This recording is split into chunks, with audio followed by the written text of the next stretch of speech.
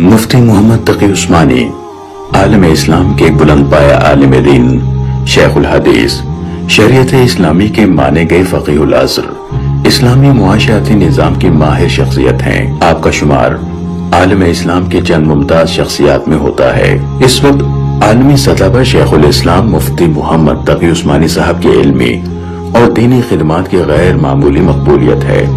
خاص طور پر معاشیات اور اسلامک بینکنگ کے حوالے سے آپ کی خدمات تجدیدی اور انقلابی ہیں۔ علم و تحقیق کے دریا بہانے والے، مسند درس پر قیمتی جواہر پارے لٹانے والے، اصلاح و تذکیر کا گراں قدر کام انجام دینے والے، نت نئے مسائل کی گتھیاں سلجھانے والے اور ملک و بیرون ملک کے لیے ہر دم پابرکاب رہنے والے اس مرد درویش نے اردو ادب کی حسین وادیوں کی بھی سیاحت کی۔ اپنے قلم سے چمن اردو میں نئے گل بوٹے کھلائے اور اپنی البیلی، سیدھی سادی لیکن منفرد تحریر اور ممتاز اسلوب نگاری سے اہل ادب اور اہل قلم سے بھی خوب داد تحسین حاصل کی۔ آپ کے سفر نامے، شخصی خاکے، کتابی تبصرے اور مختلف اخبارات میں شائع ہونے والے کالمز نے آپ کی ادبی خدمات سے بھی دنیا کو نہ صرف روشناس کرایا بلکہ آپ کے طرز تحریر اور رواں تواں قلم کی گلکاریوں کا شیدائی بھی بنایا۔ آپ عالم بھی ہیں، مفتی بھی، آپ مفسر بھی ہیں اور محدث بھی، آپ مقرر بھی ہیں اور محرر بھی، آپ پیر بھی ہیں اور مدرس بھی، آپ قاضی بھی ہیں اور استاد بھی۔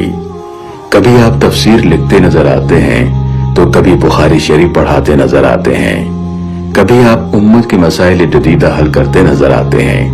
مفتی محمد تقی عثمانی کی دنیا میں مقبولیت کی بڑی وجہ آپ کا دینی علوم کے ساتھ ساتھ دنیاوی فنون میں ماہر ہونا اور اپنی ان خدمات کے ذریعے لوگوں کو فائدہ پہنچانا ہے۔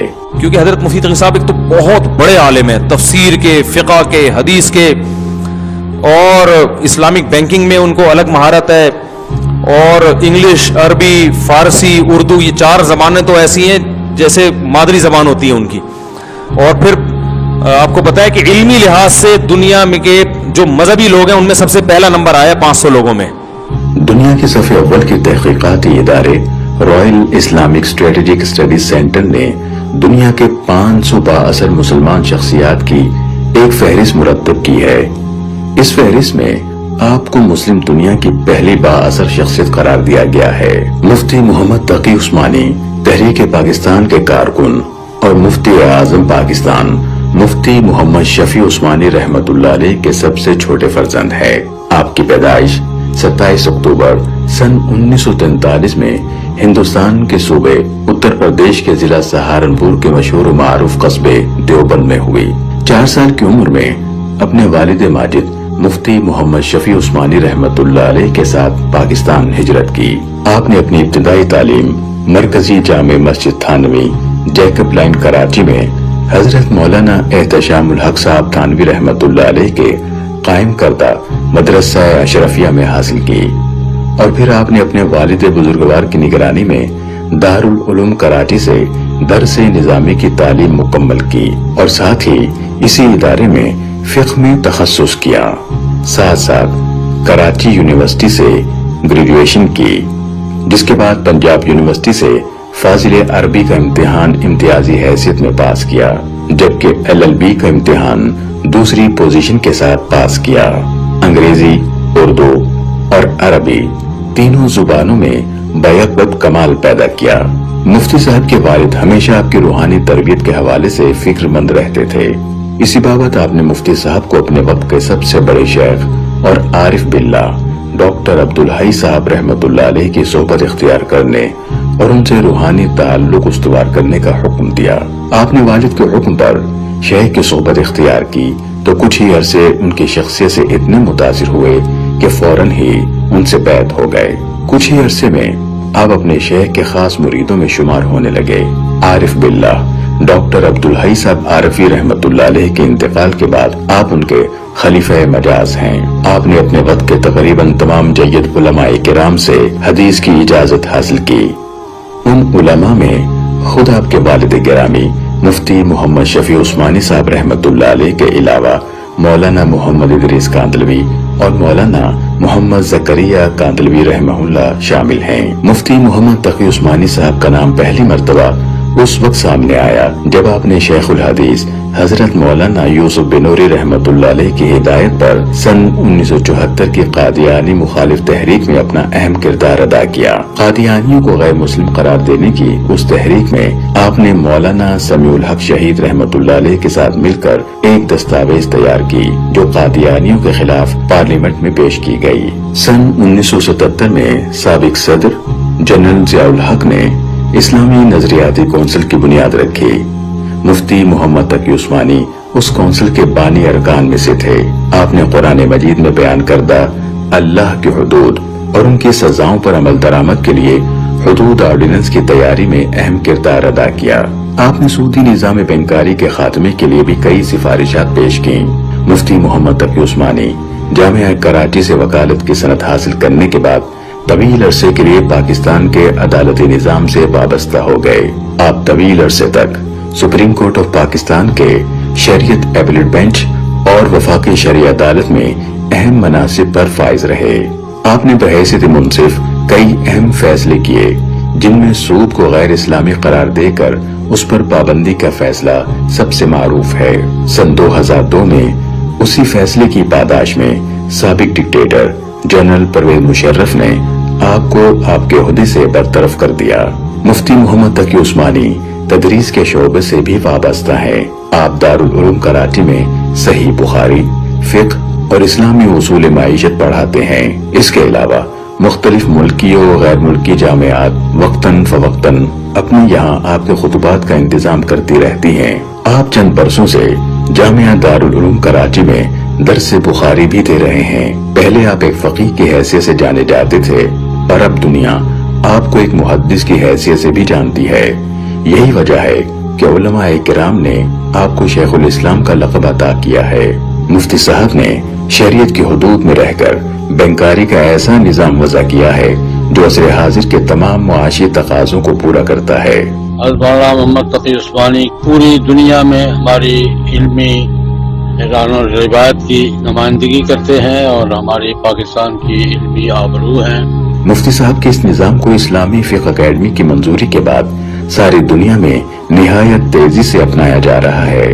اس وقت مفتی محمد تقی عثمانی صاحب کے اصولوں پر درجنوں اسلامک بینک کام کر رہے ہیں۔ کینیڈا کے کئی اسلامک بینکوں نے ایک سال نہایت کامیابی سے کام کرتے ہوئے 200% سے زائد منافع کمایا ہے۔ مفتی صاحب خود 8 اسلامی بینکوں کے مشیر کے طور پر کام کر رہے ہیں۔ مفتی صاحب اسلامی مالیاتی اداروں کے اکاؤنٹنگ اور آڈیٹنگ آرگنائزیشن کے چیئرمین بھی ہیں۔ یہ تو اللہ تقی عثمانی مددلہ والجزا دے کہ انہوں نے تمام علماء کی طرف سے فرض کفایہ ادا کر کے اقتصادیات پہ کتابیں لکھ دی۔ مفتی محمد تقی عثمانی نے جس آنگن میں آنکھیں کھولی وہاں ہر طرف علم کی چاشنی تھی۔ والد ماجد مفتی اعظم ہونے کے ساتھ ساتھ خوش اسلوب شاعر بھی تھے اور بڑے بھائی ذکی کیفی ادبی دنیا کی معروف و ممتاز شخصیت رہیں۔ اسی نسبت سے آپ کے گھر ادیبوں اور شعراء کی آمد بکثرت ہوتی۔ نامور مصنفین اور قلمکار حضرات کی محفلیں بھی آراستہ ہوتی رہتی۔ سن 1386 ہجری میں ماہنامہ البلاغ کا اجرا عمل میں آیا۔ یہ آپ کی ادبی اور شاہکار تحریروں کا اصل میدان رہا ہے اور سال ہر سال سے آپ کا قلم پوری آب و تاب کے ساتھ علم و تحقیق اور شعر و ادب کے موتی بکھیرتا اور قومی، ملی اور عالمی حالات کے تجزیے پر چل رہا ہے۔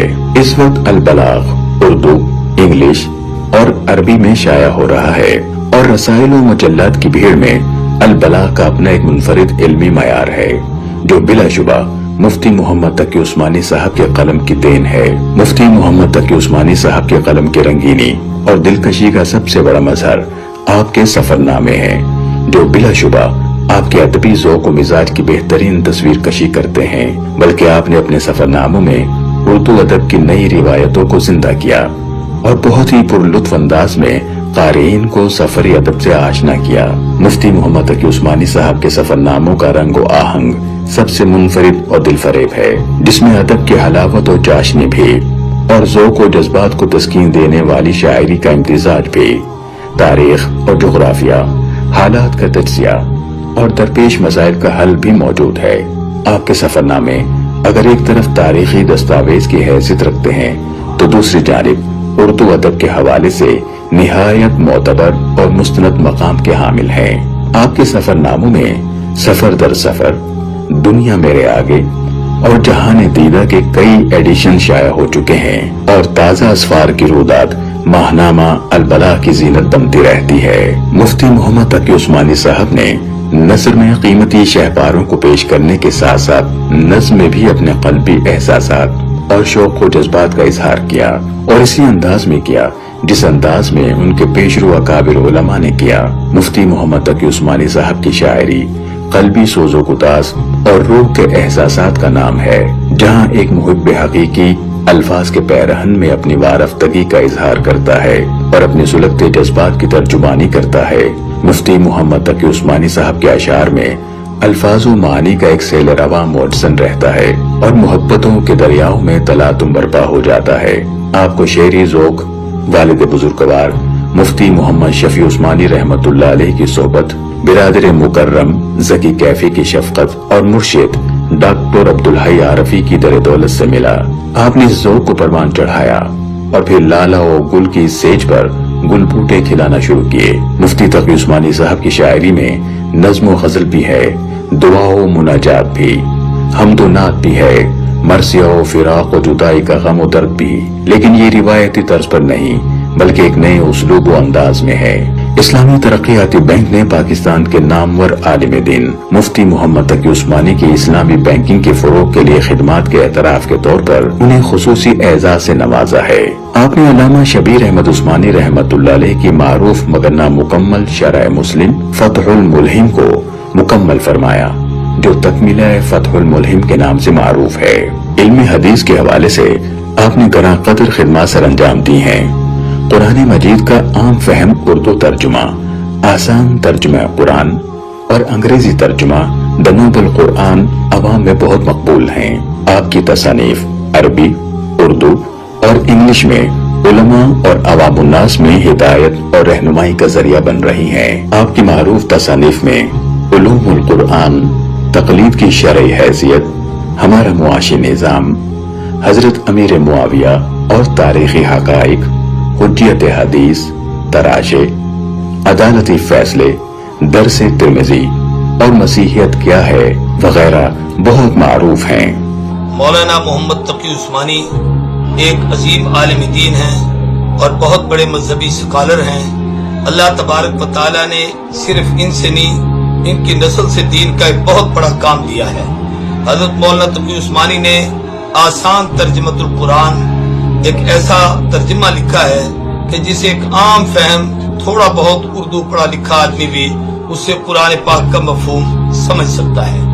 اور ایسے ہی علامہ عثمانی کی اصلاحی خطبات، وہ میں سمجھتا ہوں کہ صرف علماء نہیں بلکہ عامت الناس ہر گھر کے لیے وہ ایک بڑا قیمتی اثاثہ اور سرمایہ ہے۔ ایسے ہی علامہ تقی عثمانی کو اللہ نے یہ عظمت دی کہ دینی دنیاوی تمام علوم میں مہارت کاملہ رکھتے ہیں، جس کی وجہ سے وہ پاکستان میں وفاقی شرعی عدالت میں 7 سال تک تقریباً جج بھی رہے، اور ہر دور میں ہر حال میں وطن عزیز پاکستان کی بقا، سلامتی اور حفاظت کے لیے وہ انہوں نے اپنی پوری زندگی وقف کی۔ مفتی محمد تقی عثمانی صاحب نے ہر میدان میں اپنی خودداد صلاحیتوں کا اظہار فرما کر اپنی محبوبیت کو دل و جان میں پیوست کر دیا ہے۔ آپ کو پوری دنیا میں علم و تحقیق اور فقہ و فتاوی کے حوالے سے خوب جانا جاتا ہے، بلکہ استناد بھی کیا جاتا ہے۔ مفتی محمد تقی عثمانی صاحب کا علمی اور ادبی سفر جاری ہے۔ اللہ تعالیٰ ان کی عمر میں برکت عطا فرمائے اور اسی طرح تشنگان علم و ادب کو فیض یاب کرتے رہیں، آمین۔